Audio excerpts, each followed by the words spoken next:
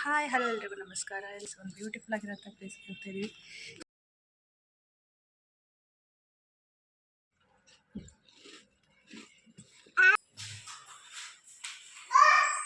ಎಲ್ಲ ಪುನಃ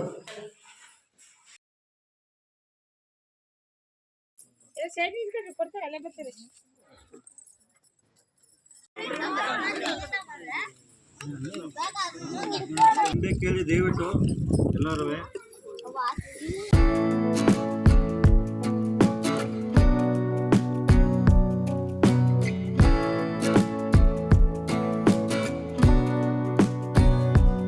hi hello ಎಲ್ರಿಗೂ ನಮಸ್ಕಾರ. ಎಲ್ರಿಗೂ ಕೂಡ ನನ್ನ ಯೂಟ್ಯೂಬ್ ಚಾನಲ್ಗೆ ಮತ್ತೊಮ್ಮೆ ಸ್ವಾಗತ. ಸೊ ಇವತ್ತೊಂದು ಪ್ಲೇಸ್ ಒಂದು ಬ್ಯೂಟಿಫುಲ್ ಆಗಿರೋಂಥ ಪ್ಲೇಸ್ ಹೋಗ್ತಾ ಇದೀವಿ. ಎಲ್ಲಿಗೆ ಅಂತ ಹೋಗ್ತಾ ನಿಮಗೆ ಗೊತ್ತಾಗತ್ತೆ. ಸೊ ಬನ್ನಿ ಹೋಗುವ.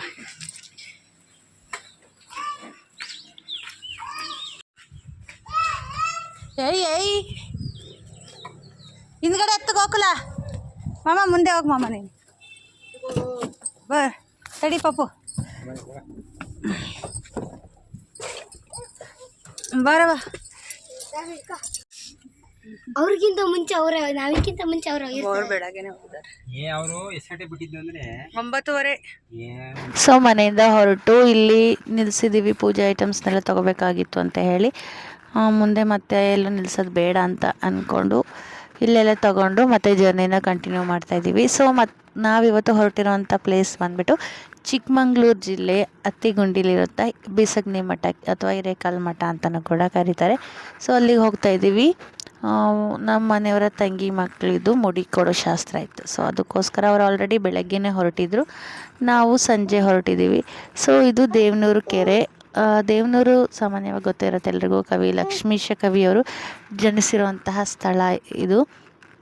ಸೊ ಹಾಗೆ ಜರ್ನಿ ಮಾಡ್ತಾ ಒಂದಿಷ್ಟು ಕ್ಲಿಪ್ಪಿಂಗ್ಸ್ನ ತಗೊಂಡೆ. ಸನ್ಸೆಟ್ಟು ಚೆನ್ನಾಗಿ ಅನಿಸ್ತಾಯಿತ್ತು. ಸಂಜೆ ಹೊತ್ತು ಜರ್ನಿ ಮಾಡೋದೇ ಏನೋ ಒಂಥರ ಖುಷಿ ಕೊಡುತ್ತೆ.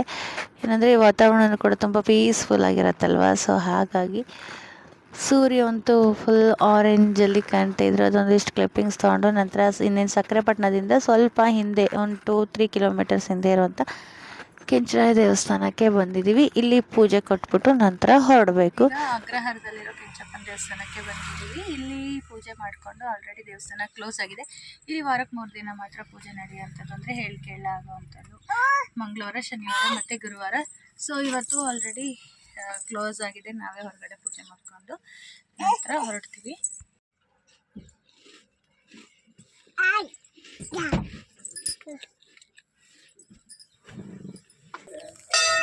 ಅರೆ ಎಲ್ಲೈತೆ?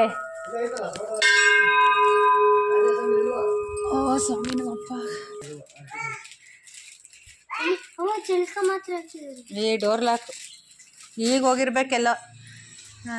ಅಲ್ಲ ಎಲ್ಲ ಕ್ಲೀನ್ ಮಾಡಿ ಹೋಗಿರ್ತಾರಲ್ಲೇನ್ರಿ? ಅದು ಗುರುವಾರ ಅಲ್ಲ,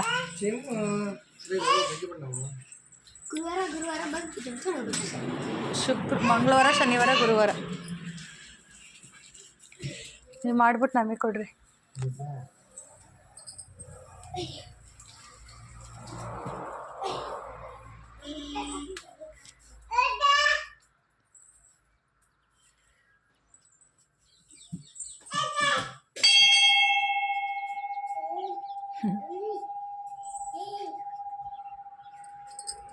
ಸೊ ಸಾಮಾನ್ಯವಾಗಿ ನಾವು ಯಾವಾಗ್ಲೂ ಕೂಡ ಬಿಸಗ್ನಿ ಮಠಕ್ಕೆ ಹೊರಟಾಗ ದೇವರಿಗೆ ಅಂತ ಹೇಳ್ಬಿಟ್ಟು ಇಲ್ಲಿ ಕೆಂಚಪ್ಪನ ದೇವಸ್ಥಾನದಲ್ಲಿ ಪೂಜೆ ಮಾಡ್ಕೊಂಡು ಹೋಗೋದು ತುಂಬ ಸಾಮಾನ್ಯ. ಆ್ಯಂಡ್ ಹಾಗೆ ನಮ್ಮ ಫ್ಯಾಮಿಲಿಯಲ್ಲಿ ಇದೊಂದು ರಿಚುವಲ್ ಅಂತಲೇ ಹೇಳ್ಬೋದು.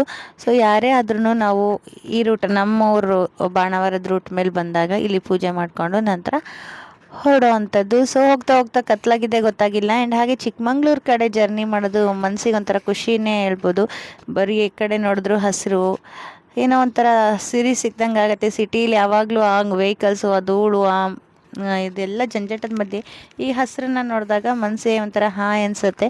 ಇಲ್ಲೇ ಬಿಡೋಣ ಅಂತಲೂ ಕೂಡ ಅನಿಸುತ್ತೆ. ಆ್ಯಂಡ್ ಹಾಗೆ ಇಲ್ಲಿಂದ ಫುಲ್ಲು ಚಿಕ್ಕಮಂಗ್ಳೂರು ಸಿಟಿ ಕೂಡ ಕಾಣುತ್ತೆ. ಇನ್ನೇನು ನಾವು ಕೂಡ ಹತ್ತತ್ರ ಬಂದ್ವಿ. ವರ್ಷಕ್ಕೊಮ್ಮೆ ಅಂತೂ ನಾವು ಇಲ್ಲಿಗೆ ಬರ್ತಾನೆ ಇರ್ತೀವಿ. ಬಟ್ ಈ ಸತಿ 2 years ಆಯಿತು. 2024 ಬಂದಿದ್ದು. ಮತ್ತು ಮಧ್ಯದಲ್ಲಿ ಪ್ರೆಗ್ನೆನ್ಸಿ ಬಾಣ ಅಂತ ಅಂದ್ಕೊಂಡು ಬಂದಿರಲಿಲ್ಲ. ಈ ವರ್ಷ ನಮಗೆ ಬರೋದಕ್ಕೆ ಅವಕಾಶ ಸಿಕ್ತು.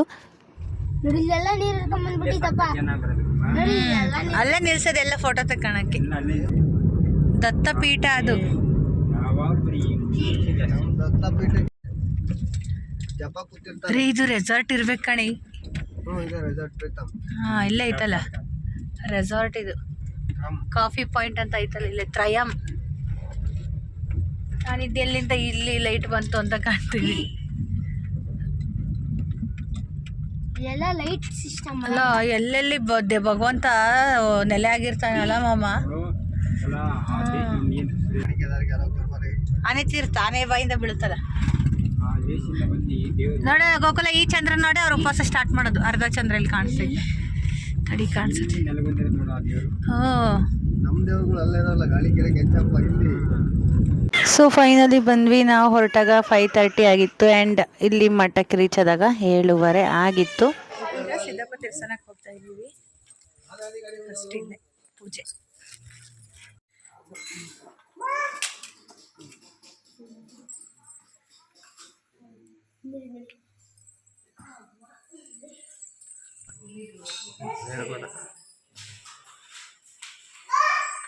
ಎಲ್ಲ ಗೊತ್ತು.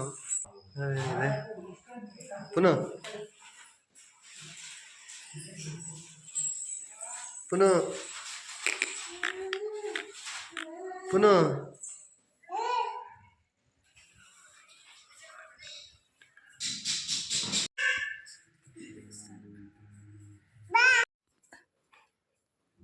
ನೋಡಿ ಪುನಃ ಪಾಪ ಕರಿ. ಹಾಂ ನಡಲಿ ಅಮ್ಮೋ ಏನು ಅಯ್ಯಪ್ಪ.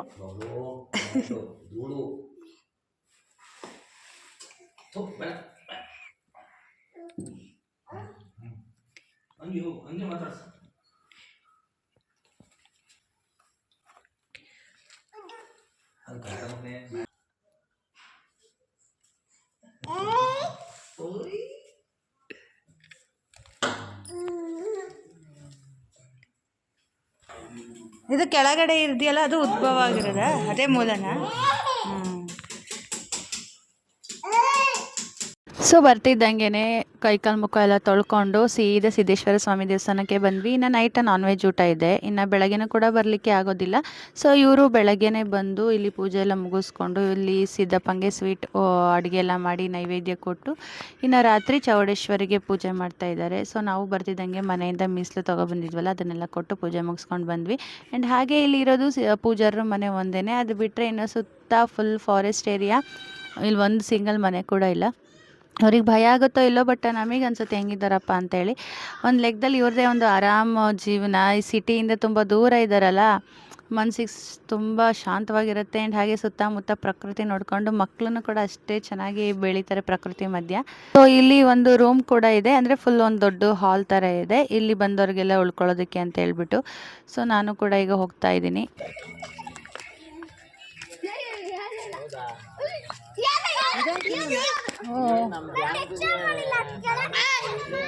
ಗೋಕುಲ ಒಬ್ಬೊಬ್ಬನೇ ಎಲ್ಲ ಹೋಗ್ಬಿಡ್ದು ಅಲ್ಲೇ ಆಟಾಡು.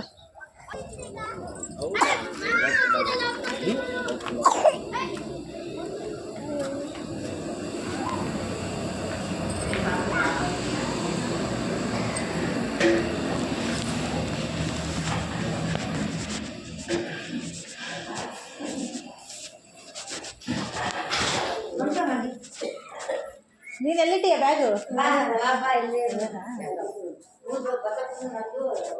ಅಲ್ಲೊಳಗೆ ಚುಟ್ಟಿರ್ತ ಸಿಕ್ಸು.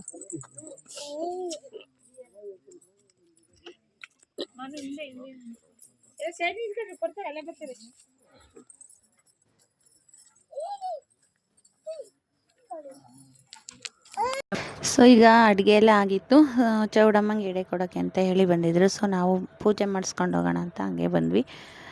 ಮಡ್ಲಕ್ಕೆಲ್ಲ ತೊಗೊಬಂದಿದ್ದೆ, ಅದನ್ನೆಲ್ಲ ಕೊಟ್ಟು ಪೂಜೆ ಮಾಡಿಕೊಂಡು ಈಗ ಹೋಗ್ತಾ ಇದ್ದೀವಿ. ಸೊ ಇಲ್ಲಿ ತೋರಿಸಿ ನೋಡಿ, ಇದೇ ಚೌಡಮ್ಮ ದೇವಸ್ಥಾನ. ಚಿಕ್ಕ ಗುಡಿ, ಇದರಿಂದನೇ ದೊಡ್ಡದೊಂದು ಸಂಪಿಗೆ ಮರ ಇದೆ. ಸೊ ಹಾಗಾಗಿ ಇದಕ್ಕೆ ಸಂಪಿಗೆ ಚೌಡಿ ಅಂತಲೂ ಕರೀತಾರೆ, ಹಾಗೆ ಹೆಬ್ಬಾಗ್ಲು ಚೌಡಿ ಅಂತಲೂ ಕೂಡ ಕರೀತಾರೆ. ಸೊ ಇಲ್ಲಿ ಪೂಜೆ ಎಲ್ಲ ಮುಗೀತು. ನಂತರ ಈಗ ಊಟಕ್ಕೆ ಅಂತ ಹೇಳ್ಬಿಟ್ಟು ಎಲ್ಲರೂ ಕೂತಿದ್ದೀವಿ. ನನ್ನ ಮಗ ಅಲ್ಲೆಲ್ಲ ಚೋಟ ಮೋಟ ಫ್ರೆಂಡ್ಸ್ಗಳು ಮಾಡ್ಕೊಂಬಿಟ್ಟಿದ್ದಾನೆ. ಸೊ ಅವ್ರ ಜೊತೆ ಕೂತಿದ್ದ. ಸೊ ನಾವಿಲ್ಲಿ ಕೂತಿದ್ವಿ.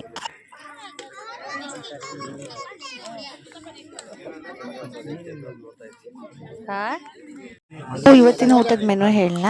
Biryani, gravy, chicken pepper dry, ನಾಟಿ ಕೋಳಿ ಸಾರು, ಅದರೊಟ್ಟಿಗೆ ಬೆಣ್ಣೆ, ರೈಸು ಮತ್ತು ಮುದ್ದೆ ಇದಿಷ್ಟು ಇತ್ತು. ಸೊ ನಾವು ಕೂಡ ಊಟ ಎಲ್ಲ ಮುಗಿಸ್ಕೊಂಡು ಮಲಗೋದಕ್ಕೆ ಹೊರಟ್ವಿ. ಆ್ಯಂಡ್ ನೆಕ್ಸ್ಟ್ ಡೇ ವೀಡಿಯೋನ ನೆಕ್ಸ್ಟ್ ವ್ಲಾಗಲ್ಲಿ ಶೇರ್ ಮಾಡ್ತೀನಿ. ಸದ್ಯಕ್ಕೆ ವ್ಲಾಗ್ನ ಇಲ್ಲಿಗೆ ಎಂಡ್ ಮಾಡ್ತಾಯಿದ್ದೀನಿ. ವ್ಲಾಗ್ ಇಷ್ಟ ಆಗಿದ್ರೆ ಲೈಕ್, ಶೇರ್ ಆ್ಯಂಡ್ ಕಮೆಂಟ್ ಮಾಡಿ. ಹಾಗೆ ನನ್ನ ಚಾನಲ್ನ ಫಸ್ಟ್ ಟೈಮ್ ನೋಡ್ತಿದ್ದೀರಾ ಅಂದರೆ ಪಕ್ಕದಲ್ಲಿರುವಂಥ ಬೆಲ್ ಐಕನ್ನ ಕ್ಲಿಕ್ ಮಾಡಿ ನನ್ನ ಚಾನಲ್ನ ಸಬ್ಸ್ಕ್ರೈಬ್ ಆಗಿ. Thank you for watching. Bye.